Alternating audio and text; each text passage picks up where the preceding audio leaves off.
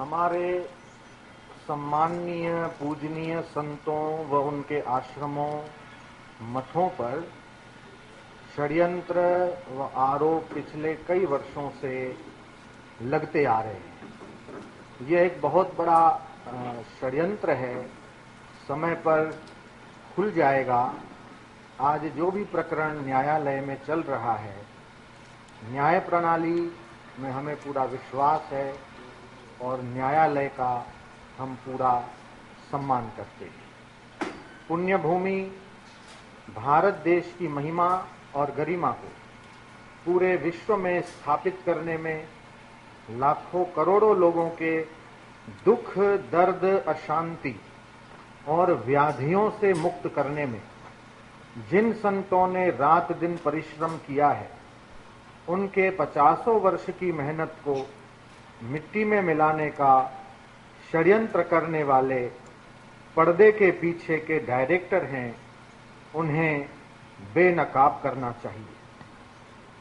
इतिहास को उठाकर देखें तो पता चलेगा कि पूर्व में भी कई सम्माननीय निर्दोष लोगों को कारावास में रहना पड़ा था। भगवान श्री कृष्ण का जन्म तो कारागृह में ही हुआ था। मेरे पूज्य पिताश्री एक ब्रह्मनिष्ठ महापुरुष हैं। विपरीत परिस्थितियों में भी उनकी शांति, समता और धैर्य को मैंने देखा है और जेल जाने से पूर्व भी देश विदेश के करोड़ों लोगों ने विभिन्न चैनलों के माध्यम से उनकी शांति, धैर्य और समता के दर्शन किए। इसका मतलब यह नहीं कि उन्हें और अधिक समय तक जेल में ही रखा जाए। संत प्रवर आशाराम जी बापू के पक्ष में उनके देश विदेश के करोड़ों अनुयायी व समर्थक आज भी खड़े हैं। भारत के कई साधु संत आज भी बापू जी के साथ हैं। वे देश में शांति व्यवस्था को भंग करना नहीं चाहते। हर महीने की पूर्णिमा को हजारों ऐसे भक्त हैं जो गुरु दर्शन बिना पानी भी नहीं पीते। उनकी भावना और श्रद्धा को देखते हुए हर माह पूर्णिमा दर्शन व्रतधारियों का यह नियम न टूटे, इसका ख्याल भी रखना चाहिए। हजारों लाखों लोगों के जीवन की बुराइयां, दुर्व्यसन बापूजी के सत्संग प्रवचन से दूर हुए हैं। ऐसे बापूजी को अफीम सेवन करते हैं, इस झूठ में फंसाए जाने की हम घोर निंदा करते हैं। बापूजी के दर्शन सत्संग के अधिकार को छीना न जाए और पूज्य बापू लोगों की संपत्ति हैं। हजारों लाखों लोग उनके दर्शन और सत्संग से शांति का अनुभव करते हैं और आध्यात्मिक मार्गदर्शन प्राप्त करते हैं। लोगों के इस अधिकार को छीना न जाए, यह प्रार्थना हम। 25 दिन बाद किसी अखबार ने लिखा कि मैंने बापूजी की सुध ली। क्या इतने दिनों से सुध नहीं ली, इसका आपके पास कोई प्रमाण है? मेरे को इसका जवाब दे दें। 25 दिनों तक मैंने कोई सुध नहीं ली, ये आप किस आधार पे कह सकते हैं?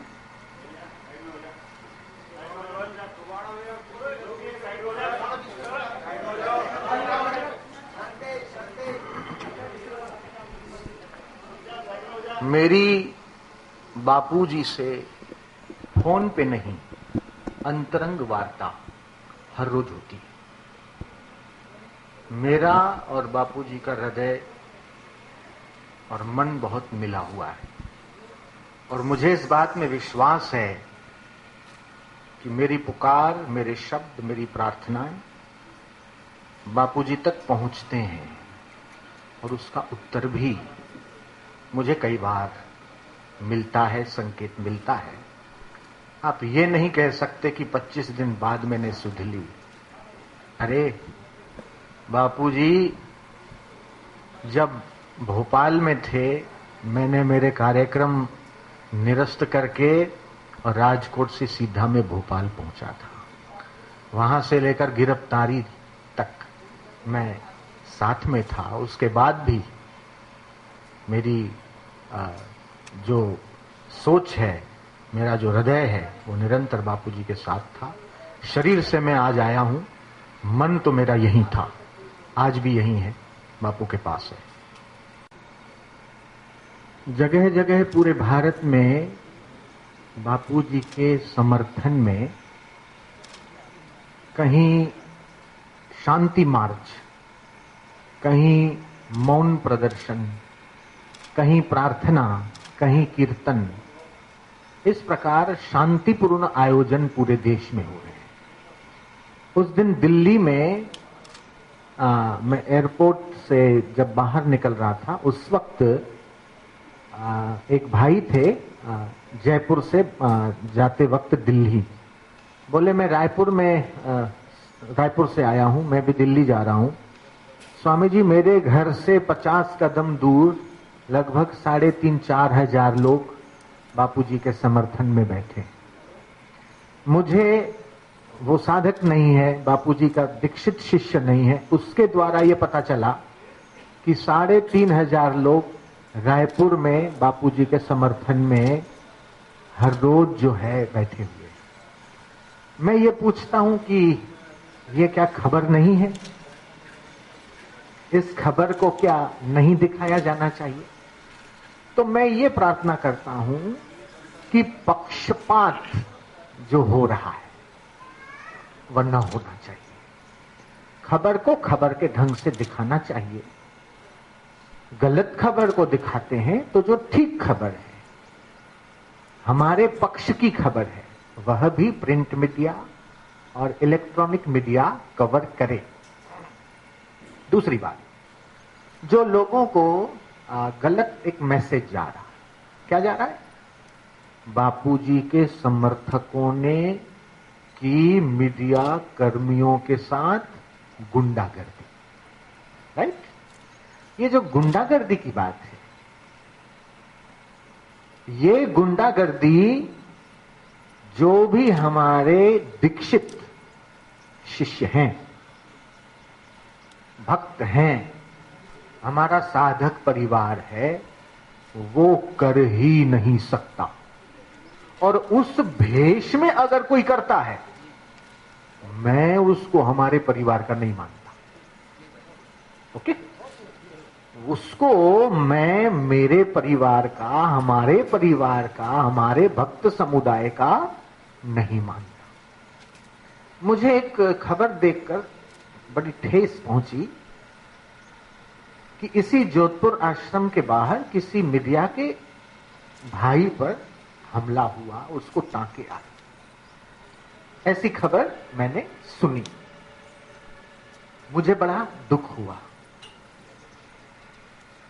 और वो जो घटना है, वो कोई हमारा समर्थक या साधक बनकर मीडिया के भाई पर अटैक करे और उसमें इल्जाम हमारी संस्था पर या बापूजी पर लगे, इससे करोड़ों लोग गुमराह होते हैं, भ्रमित होते हैं। एक एग्जाम्पल, एक मौन यात्रा जुलूस इंदौर में निकाला जा रहा था, जिसमें लगभग 2,500-3 हजार लोग थे। उसमें कुछ असामाजिक तत्व कहो, षड्यंत्रकारी कहो, विघ्न संतोषी कहो, 5-25 घुस जाए, पता नहीं लगता। हजारों लोगों में 2-5 लोग अगर घुस जाए और उनके हाथ में जेब में पत्थर हो कुछ और, वो उठा के किसी कैमरामैन के ऊपर फेंक दे, 3,000 लोग दोषी पाए जाएंगे कि इन जुलूस करने वालों ने, इन बापूजी के समर्थकों ने मीडिया कर्मियों पर हमला किया। लेकिन बापूजी चलते हैं ना, नीचे चलने वाली चींटी भी मर न जाए इसका ख्याल रखते। वो किसी पर अटैक करवाएंगे या उनके मैनेजमेंट वाले, आश्रम मैनेजमेंट व्यवस्था पर इस प्रकार का निर्देशन करेंगे कि अटैक करो, ये मैं स्वप्न में भी सोच नहीं सकता। इसलिए मैंने पहले भी कहा था, इस प्रकार की हरकत भोपाल एयरपोर्ट पर भी हुई थी, लेकिन उसमें भी यह नाम आया था कि बापूजी के समर्थकों ने इस प्रकार का वो किया, लेकिन तब भी मैं साथ था। उस वक्त गाड़ी में हम बैठ नहीं सकते थे, इतना क्राउड हो गया। तो दो व्यक्तियों ने हाथ जोड़ के कहा, भैया रास्ता दे दो, रास्ता दे दो, रास्ता दे दो। और उसमें कोई पीछे से चिल्लाया, है बे क्यों नहीं रास्ता देता, हटो, अभी तेरे को ठोक दूंगा, ये कर दूंगा।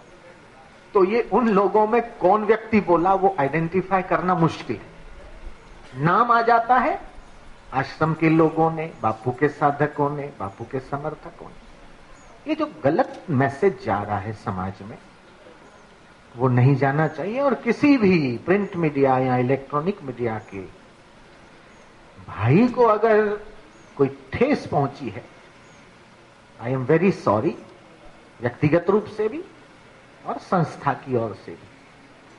सबका हम सम्मान करते हैं और उम्मीद करते हैं कि दोनों पक्ष की खबरों को ठीक से प्रसारित करें। ओम शांति।